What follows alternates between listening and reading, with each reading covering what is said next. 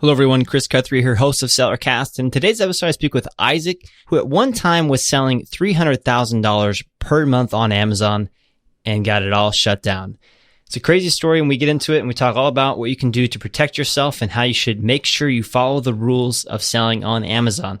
So Isaac has been selling on Amazon for the last several years, along with his business partner, Paul Sinclair. And together they've sold well over $20 million on Amazon with private label products that are mostly sourced from China. They've been to China multiple times, visited factories.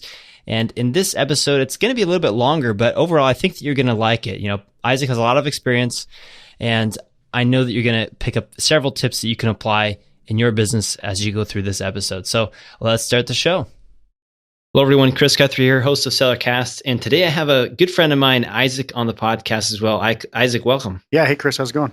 Yeah, doing well. So I'm excited that you're here because I know you're an expert at selling on Amazon. I know that you've been selling for quite some time, millions of dollars in sales, and well, maybe you can tell us a little bit more too about you've been to China multiple times, you've visited factories in person, and so you're much further along in this game, I guess you can call it, than some people that may be listening. And so I'm really interested in kind of diving into the nitty gritty of that, of the sourcing aspect, and just in general what you've learned through growing this business. Yeah, definitely. So I guess it's been about 3 years now. So it's really, it hasn't been that long, but it's been a lifetime pretty much. So yeah, when you're selling online with things, it doesn't take long to become quote unquote an expert as long as you keep at it and make it like your full-time job. It's surprising how much you can learn in 1 year of just doing something. So yeah, basically I started this business with a business partner now. I actually wasn't a business partner at the time, but I work with a guy named Paul Sinclair, and he and I met through my former job, where actually I was working as an operations manager at a go-kart facility in Las Vegas. And I'm not even sure if you know this story, Chris, because I remember we were actually at a live event with you, and you had mentioned that you were a champion go-kart racer because you beat everybody that was there. And I kind of chuckled and looked at Paul, and I was like, "Oh man, we'd smash these guys." But yeah. So what happened was basically I was working at this go-kart facility, and me being the, I guess, very friendly customer service, kind of outgoing, personable kind of person that I am, even though in my regular life, like if I'm outside of a work or kind of a talking environment, I'm kind of not shy, but just reserved. Don't really say much unless I know who I'm around. But when I'm at a job or kind of in a meeting area, kind of that networking kind of social setting, I kind of just go out of my way to kind of talk to people. And I guess what happened was Paul came in with a friend of his his business partner at the time, and they were racing. And I noticed that Paul was actually not too bad. And I was like, okay, so I was watching him and noticed a few things that he was doing pretty wrong. And so I basically just instructed him how to race faster. And from that, basically, he got into another car. He only bought one race, but then because I showed him how to race faster, I basically drew the map of the course, told him where to brake, and he was like, "Why would you brake?" I was like, "Well, because actually, if you brake, you can carry your speed into your corners and stuff like this." And told him some of the basic details of how to be a faster racer. So then he went out there in his next race, and his slowest lap was faster than his fastest lap from the previous race. So he immediately saw that there was benefit into what I was telling him. So basically, we just became friends from there. He was telling me what he did for a job or for his work, and he's telling me how he sold on Amazon. And I was like, well, that's pretty interesting.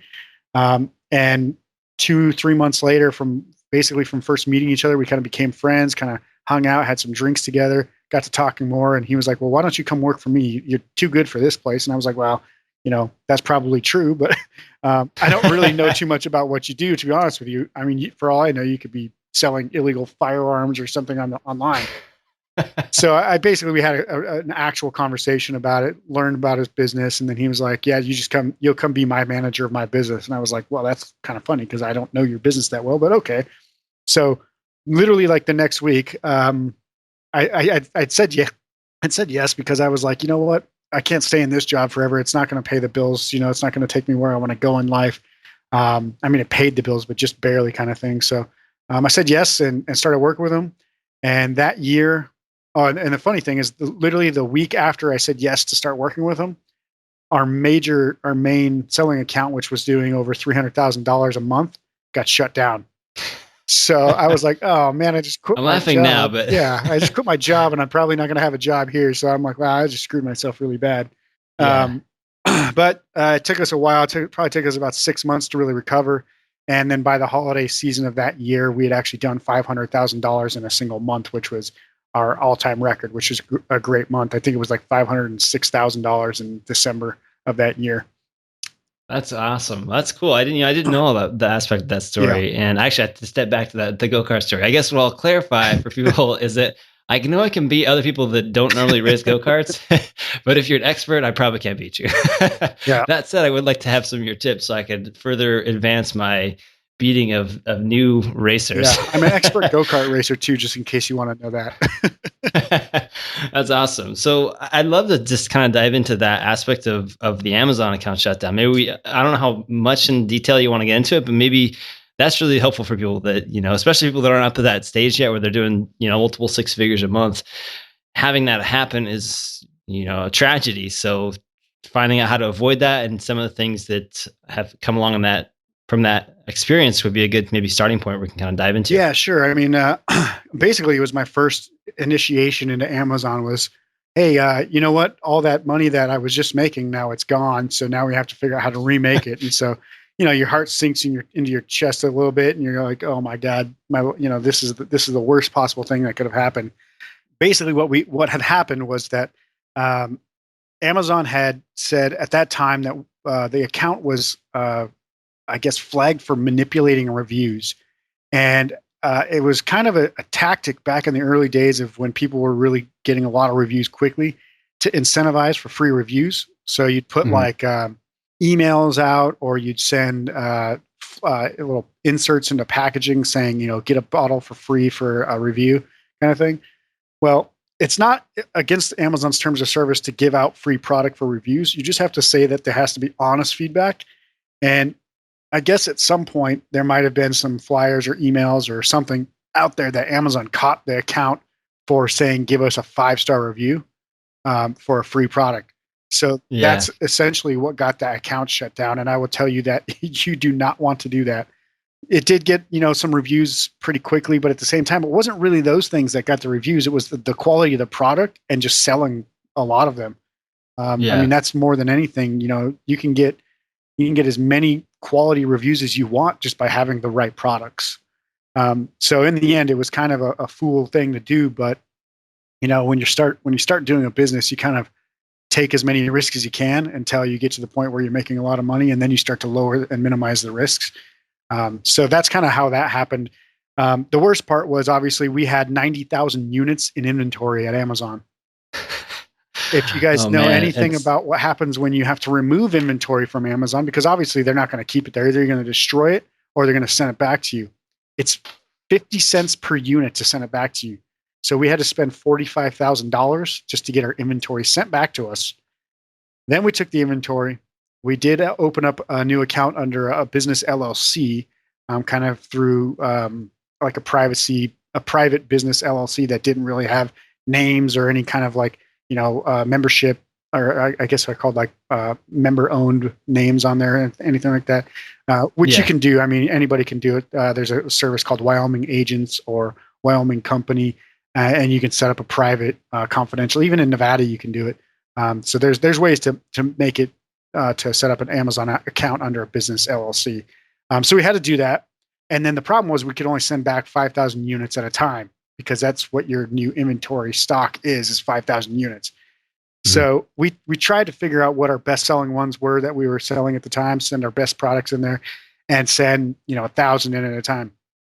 The problem was at that time some of our products were selling 300 units a day. So even if we sent in 1,000 of that product and 1,000 of 4 other products, we couldn't keep enough in there. So we were having to ship every single day. Not to mention we have products coming back to us. The way that Amazon works is because they have so many fulfillment centers, maybe each one has 20 products out of those 90,000 units. So they'll take one box and then they'll just drop everything in there randomly, ship that to you. So it doesn't come organized. You actually get just random boxes, thousands of boxes. We got probably, maybe not 1,000, but probably close to 150 to 200 boxes, if not more. Yeah, definitely more. Probably more like 300 boxes or more. of just randomly sorted boxes or randomly sorted products. So we had to go in there, and these were all small products, thankfully. But if they were bigger boxes, it would have been a real nightmare because we didn't have enough storage at the time to really handle big products. So we had to go in there, sort them all, repackage them, and then send them off in case packed units back to Amazon, so that way we could get them to the fulfillment centers. So that took just that one process of getting all the product back, resorting it, and shipping it back in. Probably took 6 months. Wow. Cost us $45,000 in the return fees. Then we had to pay for the shipping back, which, maybe $5 to $10 to $15 per box. You're looking at multiple thousands there, maybe 15 grand there or something like that, plus all the labor, the hourly employees that had to actually do that.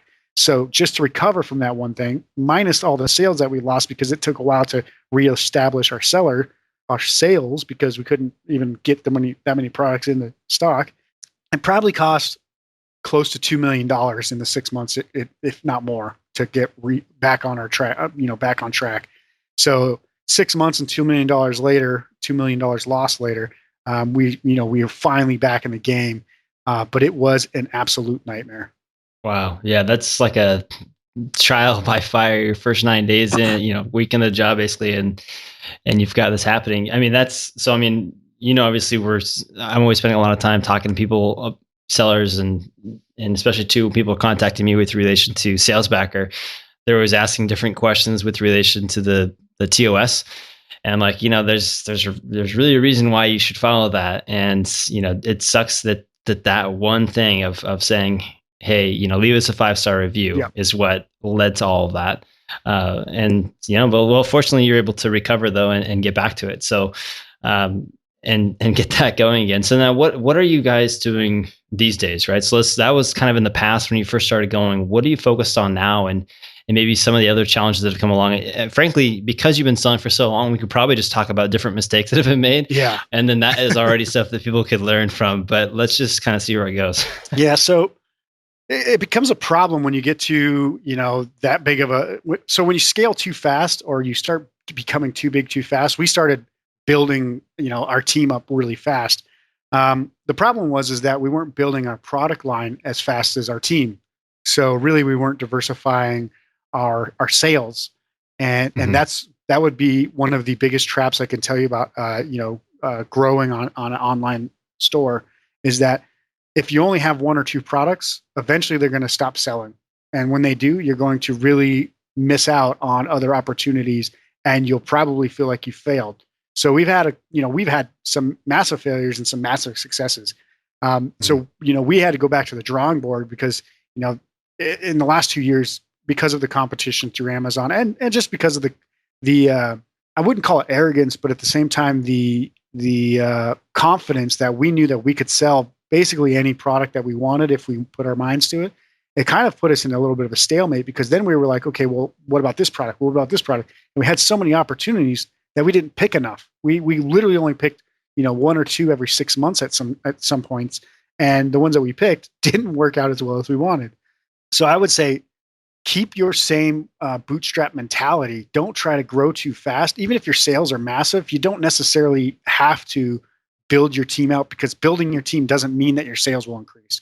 It's actually going to be increasing your product lines and increasing your, the different ways, the platforms with which you use. So instead of just looking at Amazon, you can look at Amazon.co.uk, Amazon in Japan, Amazon in Germany, Amazon in Canada, and so on and so forth. You could also look at, even in building a website off Amazon. But I would say that generally speaking, if you're not doing at least $30,000 a month off on Amazon, you're probably not going to make very much money off Amazon. So it's one of those things that you can put a lot of time and effort on your own website, but you might not get a lot of reward in the end. So what we had to do was we just had to go back to the basics, relearn what we did at the start, and then just do it again. So now we have products that, we can get 50, 60, 70 units a day, 100 units a day, but we just have to kind of stay on top of it. We had to kind of scale back how many products we really were focusing on, because at one point, I think we had more than 250 SKUs that we were trying to concurrently run.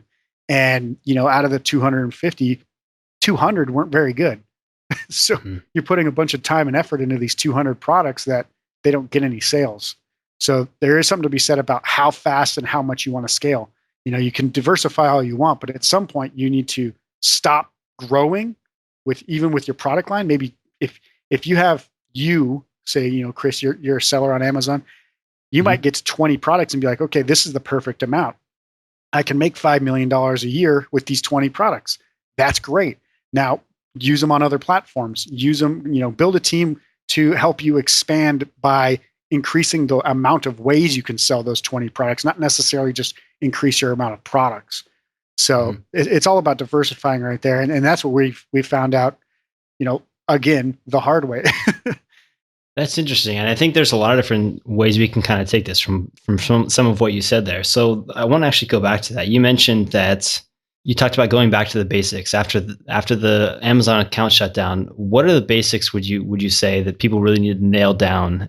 Let's kind of maybe direct this towards people that might be just first starting selling, and then let's kind of shift talking about when you think those expansion opportunities should occur for those people that are listening that are already selling and doing pretty well. Yeah, so great questions, because you get to a point where you get kind of jaded by all the things you can do that you forget all the things you should be doing. And the things you should be doing, first of all, is finding the best quality product you can. And the reason why this is important, it's not because the product is the only thing that matters. You could market a bag of dirt and people will buy it. But if you market the bag of dirt, people will complain as soon as they get it because it's a bag of dirt. So you have to think of your product as your initial piece of marketing, because if you have the best product you can get, when people receive it, they're going to be happy to receive it. So that's your initial, I guess, point of contact physically with the customer. When they touch your product and say, oh my God, this is a great product. Now you can create the greatest packaging in the world, but it might be overkill. So you want to just make it just good enough. Like, not just good enough, good enough to where people are going to be amazed by the packaging, but it doesn't have to be expensive. So get great quality product, really good, nice packaging, but it doesn't have to be too expensive. We have some things where we just put it in a nice, like a polyethylene bag, I guess it is, but it's like got a matte frosting on it, and it's got some bold colors and nice fonts, and that's all it has to be. It stands out from the competition because they'll put it in like a little Ziploc baggy kind of thing and just staple a little cardboard hanger on it, and they think that that's good enough. So just those two things right there can start out the basics, right? So you have your product, you have your packaging. Doesn't have to be super fancy, just has to be good enough to where when somebody receives it, they're like, nice. Are you typically taking, that's good too, by the way, I like that. So are you typically, once you do your packaging for a product, are you on the mindset where you get some basic packaging, and then after you've proven the market, you're getting some sales, then you do a better packaging? Or does it just kind of depend upon whatever it is you might be selling? Yeah, that's how it always works out. You can always make things better. You don't want to put all the time and effort into it right away if you don't know what people really even want. Because if you think that they want, gold-plated, foil on their packaging, they might not want that. They might be like, why is there, like, I'm paying extra for this, I'm sure. Like, I would rather pay $1 for this exact same thing, but because it's got this gold-plated foil on it, I'm sure that I'm paying extra for that. So people have a certain amount of perceived value where you can do, to be kind of frank, it's what I call polishing a turd. You can't polish a turd too much, because if you polish a turd, then they're just going to be like, well, I'm paying for the polish, not for the turd, kind of thing. You know what I'm saying? Yeah. So it is a blunt but accurate statement, I think. So you just have to understand the perceived value and how much you can really make it better. But at the same time, yes, it's an incremental growth thing where you don't want to start out too high and spend a bunch of time. I know people that have taken a year to develop a product. I know people that have done 8 months without even picking a product. So they sit there and just worry themselves to death. Just make it as simple as you can to start, really. So that's the key goal. That's good. Okay. And then, moving forward then, now if people are past that stage and it's okay, now they've heard the horror story of growing too big, too fast and all those things. When do you think in their revenue, their monthly revenue, would you suggest adding a second product or a third product, and kind of how to manage that aspect? Yeah. Well, that's a great question, because it's really, I don't think it's about how much you're going to be making. It's about how much you would be losing if you didn't expand. Is kind of how I look at it. So if you're up to $30,000 a month and you see that you're kind of still growing, well, that's great. But think about how much more you could actually make and how much you would lose if you didn't expand to another product. So if you're selling, let's just say, a baby bowl, right? And you do $10,000 a month your first month, $30,000 a second month, and you're kind of growing, but not as fast as that anymore, right? So you're looking at maybe 35,000, 40,000 the next month, and then it kind of stales out over time there. Well, the reason why you're not making more money is because you only have one product and it can only grow.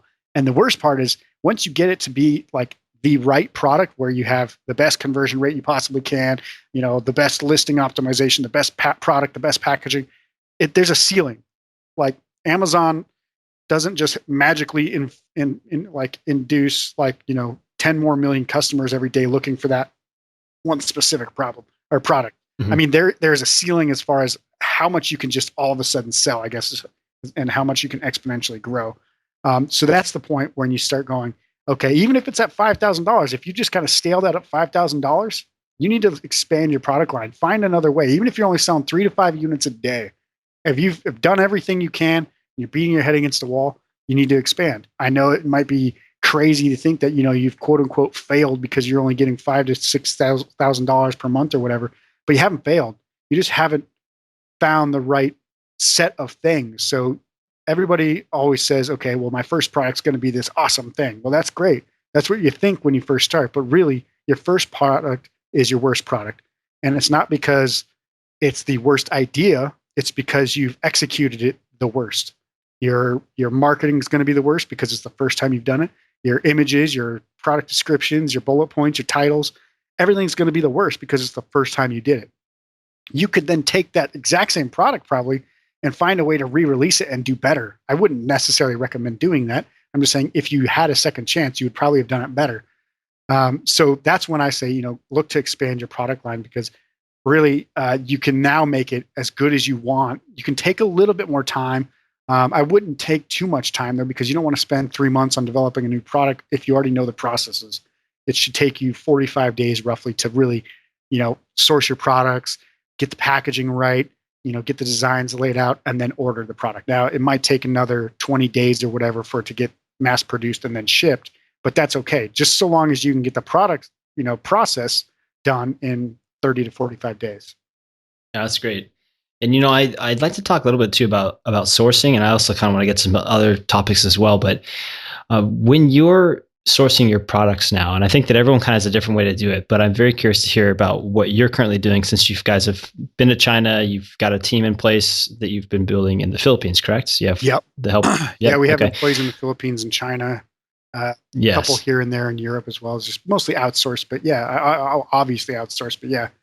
Yeah. So, I believe that in any business, it doesn't matter what it is. A lot of what can dictate someone's success or failure is in the systems that they put in place in terms of what have they found the levers in their business to help get some initial success, and then how can they continue to scale that. So I'd like to talk about the sourcing aspect and then also kind of about the team. But so on the sourcing side, what are you typically doing now when you're trying to decide on a new product? I mean, how many samples are you getting? What type of testing do you go through? What are some of the things that you do on the sourcing side that people that are either already selling or aren't selling maybe just haven't thought of? Yeah, and this process for us hasn't really changed much because we've actually, Paul actually had been started sourcing in China about 10 years ago for a mobile phone business that he had, Hong Kong and China, and this has pretty much been the process that I learned from day one, and it really hasn't changed much. But basically what you want to do is you don't want to just sit on Alibaba.com, because Alibaba.com, as most people know, there's a few fatal flaws of Alibaba, and that's one, you have a lot of middlemen or trade or what do they call them? Trading companies that basically are trying to find their representatives, English-speaking representatives that work for multiple factories to find the right products for customers. And while that's great, they can help you, they're not actually giving you the factory's information. I mean, it's not like you're actually working with the factory. So if you say, hey, can I get this in this size, this quantity, this price, they'll just say yes, because they want you to just say, okay, I'm going to work with you. And then at some point they're going to change, like you're going to switch over to where you're talking to the factory, or they're going to actually be working with the factory directly. And you're going to find out that what they've promised you is not what they're actually going to get. So that's fatal flaw number one. Another fatal flaw is that most of the companies that list on Alibaba are either big enough to have their own English-speaking representative, Hi, Chris, calling me. um, they're either big enough to have their own English speaking representative, or they're big enough to really figure out the processes to be a top seller or a top factory on Alibaba. So that means they've got overhead, they've got expenses, and you're probably looking at people that have a lot of big clients, which means you're going to be the small fish in a big pond. And I'd rather be the big fish in a small pond. So a couple of things we do to source is we work with sourcing agents. Now, I'm not saying that you have to go out and get a sourcing agent. I would recommend somehow working with somebody that knows Chinese if you can. If not, a couple of websites out there that are not Alibaba.com, like 1688.com and madeinchina.com, globalsources.com. Those ones actually, they're more, I guess, middle level factories, especially 1688.com. It's actually a Chinese business to business factory. It's like, how, sometimes, a business here might say, okay, I need promotional goods for a convention I'm going to have. So I'm going to go work with like this company because I know that they're local to the place that I'm going to have the convention. Well, it's kind of similar to that, only it's really just any factory that you can imagine list on 1688. It's actually an offshoot of Alibaba.com. So we actually have a Chinese representative. The problem is it's all in Chinese. Now you can Google Translate it and try to do it yourself, which I can recommend you do that. But then the problem is when you go contact the factory, they might not have an English speaking representative. So we go out of our way to kind of work with a translator or a sourcing agent. Now, again, you don't have to get one. It's just a recommendation. It's just what we do to find the best products, have our factories work we be the big fish in their small pond kind of thing. And we get best products, best pricing, best service kind of thing. Yeah. So those websites you mentioned, I'll make sure I link to in the show notes. And so if you finish listening to this episode, I'll give you that link here at the end. But I did want to talk about a few things. So on the sourcing agent side, where would people find that? Would it be something where they're going to like Upwork.com and they're searching sourcing agent? Or I mean, where would they do that? Yeah, Chris, it's a great question because it's not exactly an easy thing. Now, we do have a business associate. He actually used to be a sourcing agent of ours. He's actually got his own shipping and logistics company now. He's actually set up a find a sourcing agent service kind of thing. We actually did it and we didn't want to do it anymore because we weren't it wasn't worth our time. We weren't making it worth our time. So we basically just said, hey, can you take this business over from us and go do it? And he was like, yeah, I'll do it. Whatever. Okay. And he's a Chinese guy. He lives in Shenzhen, China. That service is called Ensign sourcingservices.com. And you can get, I think it's 3 candidates for $300 US. And then you basically select your candidate. Now, there's a lot of other logistics behind that. You have to pay them a monthly fee, whether they're part-time, full-time, whatever. If you want to even, just talk to that guy, his name is Andy. He can maybe help you in other ways as well. He's a great contact. We've known him for 5 years. I haven't personally known him for 5 years, but Paul has known him for about 5 or 6 years now, and he's a great guy. So I'll get you those links as well. But to kind of expand on how you get those, how you're getting the good products, the good prices and stuff. Obviously, you get multiple quotes, right? I mean, you can go to Alibaba.com and compare quotes that you get from a sourcing agent or from one of these other websites and see if they're actually good prices, see if you're getting the best products. Once you get the samples, we usually get what we call the best sample that they can provide. We don't ask for a custom sample. We just ask for what's called an on-hand sample, which is different than a by-hand sample. We didn't know that there was such a thing, but sometimes, especially when you're dealing with packaging, they actually might make a sample by hand. We had a couple of boxes where some poor guy in the factory had to replicate the custom box that we were sending them because they didn't want to run the machine for one sample. And we're like, okay, no, that's not what we wanted because this looks terrible. We just want a version that you consider close to ours that you might have on hand and send it to us. So yeah, that was a waste of 2.5 weeks for that packaging mishap.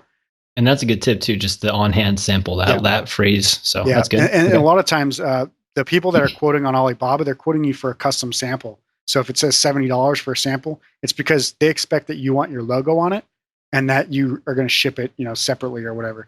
A lot of the times, if you just ask for an on-hand sample, they'll just print one or, make one or have one on hand already made that they can give it to you for free or for really cheap because you're not asking for any customization of any kind. So that on-hand sample is definitely worth getting. Now, once you get your samples, how you actually vet them to see which ones are the best. And this is probably the most important thing about quote unquote sourcing your product. You have to know the quality. So you actually have to be somewhat of an expert on your product. You actually should go out and buy your competitors' products, either from Amazon or in retail, or obviously you're going to get multiple samples from multiple factories. So we usually get the best on-hand sample, at least one from each factory, and we'll get from 5 to 10 factories. So we'll have all these. I mean, we at some points, I'm not even kidding you, I've probably hand tested 200 samples in a week by myself. Wow. So that was for the same product or for multiple? The same product. I mean, it was for very, well, I'll just tell you, it was for screen protectors. So I literally had to install 200 screen protectors in 1 week. And that was one of the products that we were trying to make the absolute best. Now, I'm not going to tell you that you should go into screen protectors because it is what I would call a race to the bottom. People are driving the profit margins down. It's one of the most competitive markets on Amazon, so much so that we absolutely hate it now. But yeah, I had to test 200 different samples of screen protectors in 1 week. And the reason I knew that ours were the best is because they didn't have the bubbles that everybody else had. It was easier to install. It would take me 2 seconds to do it versus, trying to sit there and spend 20 minutes on some of them. Yeah. So you have to be an expert. That's the main thing is you go out, find your products that are like yours, competitors and samples, and then make sure yours is the best.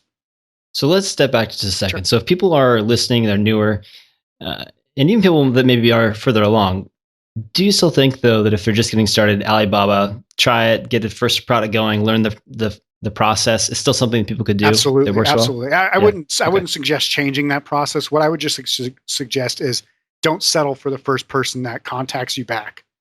Go out of your way. So just eventually, go out of your way to get 5 to 10 Yeah. products to answer some questions that you have. And we personally have a 15-point factory questionnaire, which I'd be happy to let you guys have as well. So I'll send you a link to that as well, Chris.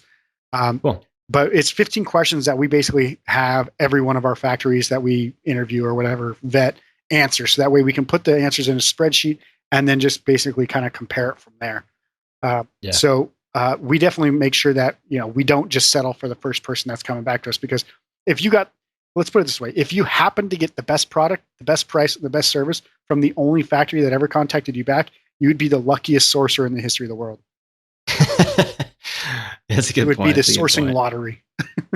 And what about then what about the Canton Fair? So maybe at what stage do you think someone should be at in their business before they consider going to China and participating in that feast? I suppose I don't even know how to describe it. I've never been, but I should go. But yeah, it's a little bit insane, but it's definitely eye opening. Now, I think if you're at the point where you are willing to expand your line, maybe if you're a third product or fourth product in, that's when you could possibly consider it, because at that point you've kind of shown that you're serious about this business and you're not going to give up. When you get to that point, you could start considering a trip to China. Now, it's not cheap. It's not that expensive either, though. Really, if you think about it as a business expense instead of a personal expense, you could probably get to China and back and be there for 6-7 days for maybe $2,500. I mean, obviously you have to get your visa and everything with your passport. So there are some logistic problems, but a plane ticket round trip is maybe $1,500 from most places in the world, really, but most places in the U.S. Maybe a little bit further from maybe the East Coast, but you can get that plane ticket for about $1,500 to $2,000 round trip, and the accommodations are not very expensive there if you don't stay right at the Canton Fair, because you can get a hotel room for $60-$70 a night and be there, and the food's cheap. I mean, everything's a lot cheaper, and that the area right there is a little bit more expensive relative to China, but it's pretty cheap compared to most places in the United States. So it's really not going to bust your bank. It will, maybe deter you from spending money right away on another product. But what it can do is it can open your eyes to what else is out there. I mean, you can potentially talk to 100 different factories on a niche that you've been wanting to work with. Say you wanted to go into baby products. Well, guess what? There's 1,000 vendors there that sell baby products. And if you can find 3 or 4 that are really good, you've just condensed your sourcing from a month down into like 2 days. And, that can be worth your time and investment right there.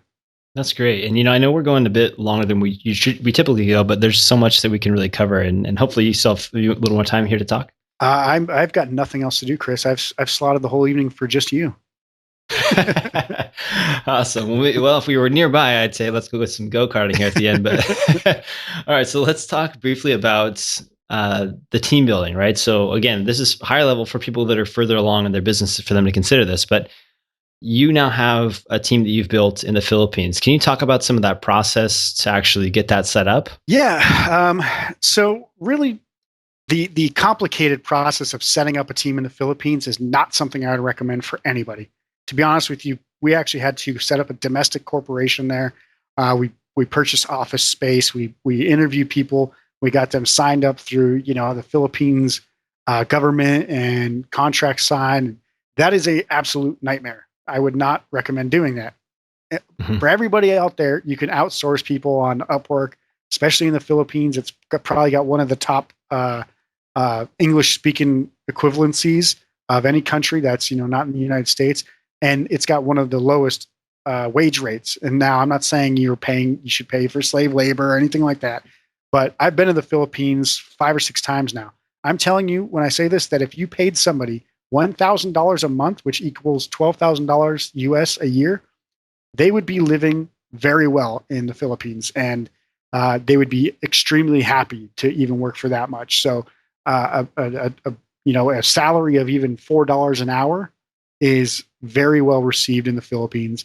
And look at it like you're helping them kind of better their lives, because really that's how we look at it. We don't look at it like we're taking jobs from American workers, because we can't afford American workers. We actually did have a U.S. office, but we kind of had to reduce that staff because we weren't getting benefit out of it, really. I mean, we were paying $20 an hour per salary, per person in salary, and the sales didn't increase. Really, all that it's kind of like building a bureaucracy of stuff. Like you have to then work around taxes, and there's obviously benefits that you have to try to think about, and you want to make everybody's life complete and make them happy. And American workers just aren't as happy working for even $15-$20 an hour as a Filipino worker would be working for $4.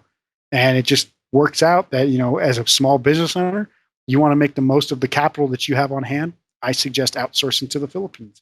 I'm not saying you want to take jobs away from the U.S. employees. In the end, if you can actually build your team in the Philippines, you can actually build your team in the U.S. as well. So it really helps to create your jobs. Now, as far as training them, we had to go over there and basically walk them through selling on Amazon, walk them through sourcing products from China, product research, how you actually do product selection, how you how you market on Facebook, how you build an audience through Facebook and gather reviews and get emails, all that stuff. So it's just like if you were training an actual employee in the U.S. or anything like that. I basically went over there and trained 20 Filipinos how to do my job for me. And it freed me up from doing 80 hours of work a week to doing almost nothing, to be honest with you, at that point, because at that point I was like, wow, now what do I do? Then I had to go out and find more stuff for myself to do, which is great because, then we could actually start incorporating this into, we actually did a sourcing course called Sourcing Profits. I was able to do stuff like that because I had the time to really develop that process, because we had a team in place. We had other people that could really help us establish our main Amazon business, so that way we could then work on other business ventures as well. So it really freed up time, and now we've got other businesses that we're actually currently even expanding on as well. That's great. And so going back to when you said basically just don't do what we did, Yeah. It's very telling, I guess, that the challenges must have come up from that process. I guess if someone's doing millions of dollars a year, contact me and I'll put you in touch with Isaac if you can't find him through Facebook or something. Yep. Maybe in that case, maybe it's worth looking into. Well, I'll tell you, even if you're doing millions of dollars a year, cash flow is almost always tight because you still have to reinvest it into inventory, and it's not fun when you have to then pay $2,000 for rent and $6,000 in salaries, and you're like, wow, $8,000 for a staff in the Philippines. This is getting a little out of control. That's true. That's true. That's a good point. Yeah, there's like I said, you can outsource anything. That work from home. I shouldn't say they have great internet there. They have established internet, most of them, so they can actually work from home and do their job just fine. So don't try to build an office in the Philippines unless you really, really, really have a well laid out game plan. I mean, we didn't have, we don't have any people that are, doing the exact same things we're doing before we do it to show us, how not to do it. So we kind of had to do all this stuff kind of before everybody else. And we actually do know a couple of guys. We actually helped them train and start their Philippine office the year before ours. And they still have a Philippine office doing pretty well. It's just in a different area than we have. And, and they do it okay. They're doing it well. It's just, it's not that easy. It's really a nightmare, really, to deal with all the logistics there. No, that's a good point. I mean, and for the vast majority of people who are listening, they're not probably anywhere close to that stage, but it's something always to be thinking about when you're trying to figure out where you're going to be going next with your business and maybe some of the goals along the way. And so knowing that, hey, it's kind of a pain to do this, well, maybe what people know, okay, just use Upwork and hire people through that source instead, or, absolutely, work with college students or something if you're trying to keep salaries low when you're first getting going. That's another great point. Paid interns are great. You don't even have to call them interns, but you can, when you hire for them, you can say, I'm looking for a paid intern it's great for them to learn how to do their job. We actually had a paid intern graphic designer in the US. I think she worked for like $9 an hour. Fantastic job. By the time she finished, I would put her as one of the top graphic designers I've worked with, to be honest with you. That's great. And then of course they develop those skills and probably go on and get more money. Yeah, much more. Yeah. Which is great. Okay. So let's we've gone a little bit over we usually go, but I want to kind of wrap things up with maybe just some final thoughts on where you see things heading in 2016. We're at the start of 2016 when we're recording this. What are the types of things that sellers should be aware of in terms of, well, really anything, I guess, in terms of maybe what you guys are doing and also just where you see things heading?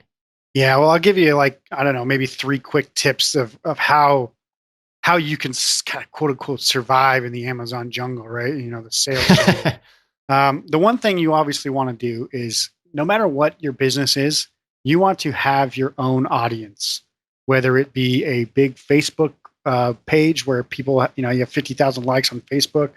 You just have to make sure you have an engaged audience there, or you have a 10,000 person email list. You want to make sure that you have your own audience. Now, it doesn't have to be that big. It just has to be your own. So you need to get your emails, you need to get the likes, you need to get people that actually know about not just necessarily your products, but just that you can engage with in your demographic. This is key to any marketing, right? So if you don't have an audience, you can't sell them anything. You can put any product you want up on Amazon, doesn't mean people are going to see it. And even when they do see it, doesn't mean they're going to really buy it because they don't know you from anybody else. So obviously you have to find ways to stand out there. That's a whole different thing. But if you've actually built some trust with people by, once they buy your product, you can get them to give you their email. Or if you've got an email because you wanted to send them a promotional discount code because they followed a Facebook contest or something like that, you can build these emails up over time. And if you can even get, 200-300 emails a month, you're looking pretty good by the end of the year. So build up those emails and get those, get it like maybe a Facebook audience or Pinterest following or however you can do it, because you can monetize that. No matter what you sell, they will actually be a warm lead versus a completely cold lead. So rule or tip number 1 to survive the quote unquote Amazon jungle, get your own audience. You can go out of your way to, pay money to all these people to, give you review group likes and all this other stuff and write reviews for you. But in the end, you don't that's not your audience. So you have to pay again to go back to that well. So it's not a replicable process. If you have your own audience, it's completely replicable, which that's a hard word to say. So that's tip number 1. And basically at that point, you can sell anything. Like I'm saying, if you have your own audience, warm leads, you could sell them anything, products, informational products, affiliate market for other people, however you want to do it. That's how you build an online presence. Tip number 2 is always be different. If you're ever wondering why you're not getting sales, but other people in your same product niche are, it's because they're probably more established than you, have some sort of reviews or sales history or recognition. So you can't just do exactly what they're doing to try to gain ground on them. You have to do something different, because if you did the same thing, the customer is going to pick the more recognizable or more established one. You can't just think, okay, because they've done it and become successful, I can just replicate that process and become successful too. It doesn't work like that. The more you can stand out, the more people will actually notice you. So the couple of things you can do is make your images stand out, make your copywriting stand out. And I'm not saying you have to write, professional copy. I'm saying write a unique story, tell something different, focus on the benefits of your product instead of features. This is one thing that I would tell anybody. If you're just writing all the features, like, oh, it's made of stainless steel, it's got polished glass or whatever, nobody cares about that. Tell them why those things actually matter to them. So why would they buy that product? Because it has those features. So focus on the benefits. Use some personality in your listing. I actually wrote a copy for one of my products where I said something like, this product's guaranteed for life. If it ever breaks, I'll pay for the shipping to have you return it, and I will slap the person who created the product or something like that. So they knew that I was serious about helping them. I was going over the top to kind of put a little humor into the listing, and I think I put something like, this product was forged from from the spirit of the Rocky Mountains or something like that, to just really say how durable it was. So use a little bit of creativity. You don't have to be the funniest person in the world. You don't have to, but it's those things that make you stand out. A great example of this was the Dollar Shave Club, if you guys ever remember that. And if you haven't ever seen the commercial for the Dollar Shave Club, basically the guy who started the thing did a commercial, and I think it aired at the Super Bowl, and so he had a little bit of money to spend on the advertisement, but it was a simple advertisement. He just did an advertisement that was, Dollar Shave Club. We have $1 razors, and people. So he's like, so are your products any good, and are your blades any good? And instead of just saying our blades are made of this and this and this, right in the middle of the commercial, he says, no, our blades aren't any good. And then he walks up to a sign that's like pinned on his wall, and he says, our blades are effing great. And so it just transforms. As soon as you see that, you're like, oh man, this is all of a sudden this has some attitude. And then you see the rest of the commercial and it blows your mind. And it's just that story. He's telling the story of his company and how it's different than everybody else. If you can be different, you will survive. Get an audience, be different. Tip number 3, I guess, would be to, your customer support should be as good as you can possibly make it. And this is one of those hard things that people are like, well, a lot of customers are trying to scam me. A lot of customers are just trying to take advantage of the systems, and they're not always right. Well, as true as that maybe is, you'll have probably 0.5% of your customers that actually try to scam you. That is true, but at the same time, it's not going to hurt your business to the effect that you think it will. If you have one customer trying to get a refund for something, just give them the refund. Try to go out of your way, be super polite and nice. And that way they can't then go damage your business and damage your reputation by posting negative reviews and, writing bad seller feedback, all that stuff, because in the end, one-star review could actually kill your product. So you don't want that to happen. So you always want your customer service literally to be over the top impressive. I don't care if it's the worst customer you've ever worked with in the world. I don't care if they're blaming you for their dog dying. You have to find a way to make them happy. So, or at least don't make them angry by the time you get done with it. I've actually, I used to work retail for about 15 years. Is that right? Let's see, 16 to about 31. Yeah, so about 15 years. And I've had customers who have, not because it's my fault I'm doing anything wrong, but because, I had to be a manager and walk up to them because somebody made them mad, or because something they didn't like about whatever the price was or something like that. So you have to go up, you have to be calm. You can't really fire back at them and tell them that they're stupid or anything like that. You can't say they're wrong, because that's not going to help you in any way. And meanwhile, this is in a retail environment when there's, 50, 60 people standing around watching this whole thing unfold. So you really got to make it, you got to be over the top nice. And it's even more important for online sellers because there is a paper trail of what you're sending to and from your customers. They can literally, if you send them an angry email, guess what? They can copy and paste that, send that to Amazon, put that on your product review, and then what? Then you look like a complete idiot. I mean, it's happened time and time again where people get publicly shamed online, and their businesses suffer greatly for it. So do not fall into that trap of being baited by bad customers or even competitors writing fake reviews. Be over the top nice, even to those competitors, even if you're certain that it's a competitor. Find a way to be nice, and especially through email and those review comments. Since you have the ability to edit it before you hit send, I highly suggest you edit it and reread it for content and for tone, because you never want to send an angry email. So that's really the 3 tips right there. And I mean, that's how you build a sustainable business. Get your own audience. Yeah. You know, I forgot, what did I say the second thing was?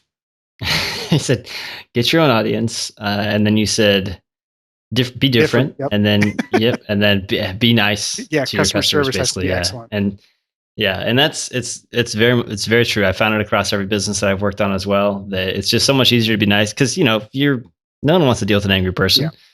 And, if you're the angry person, well, you better be the customer, not the seller. Yeah, exactly. And I've definitely gotten mad at some people, in their businesses, but I always look at it and, I'm never mad at that person, and I don't ever treat them with any disrespect, but I will get mad and tell them that their company is bad. I'll make sure that they know that their bosses have set them up for failure, kind of thing. Yeah. There's definitely times when you get angry, but at the same time, you can't be the person that gets angry back if you're the seller. So yeah, those are the 3 things that I would say that will help you create a sustainable business in the long run. If you can keep those things always, ahead of your competition, kind of thing, you're gonna do really well. That's great. I love it. When we first were setting this up, I said, hey, let's just kind of see where this takes us, because I know there's a lot of directions we can go. Yeah. And I think I really enjoyed the conversation. I believe that people who were listening loved it too. And, probably we could do, something else again down the line. So after we wrap this up, I'll for those that are listening, I'll share the show notes link. So if you have questions as well that you want to ask for Isaac, post them there. And maybe I'll convince you to come back and answer some of those there too. So that's definitely, I've got so many different things going on, but at the same time, I like helping people. It's one of the things I actually do that makes my day. So if you guys have questions, feel free to ask them. I would love to come back and maybe we can do this again. And if you guys have any questions, we could talk about that as well. Yeah, it'd be great. Well, thanks again, Isaac, so much for coming on and sharing with us. I know I had a lot of fun talking to you, and just some of those stories there. I really I'll go back to the story of the losing the account, doing 300,000 a month. Don't break the TOS. That's what I'll leave it on for people. Yeah, definitely. Amazon has things that they will bend on, and then things that they just won't. And the review manipulation, or trying to get reviews outside their TOS, that's one they won't. They will just ban your account. Yeah, that's great. Well, not great, but yeah. I think that's a good element to close it on. So thanks again, Isaac. And again, thank you so much for coming. No problem. Thanks, Chris. And thanks everyone for listening. All right, now is the episode with Isaac. If you want to check out the show notes, there were multiple URLs that were mentioned during this episode. You can go to sellercast.com/25, and that'll take you to the list where you can see some of the different sources that he talked about for finding products besides Alibaba.com. And additionally, too, you can all go there, post some questions, and I'll point Isaac to those questions as well so he can chime in from time to time as they're asked. So thank you again so much for listening to this episode. And if you've been enjoying the show, again, please go to sellercast.com/iTunes, leave us a review. Really appreciate it. And if you're listening on another platform, you can leave a review there as well. So thank you so much for tuning in. We will see you in the next episode.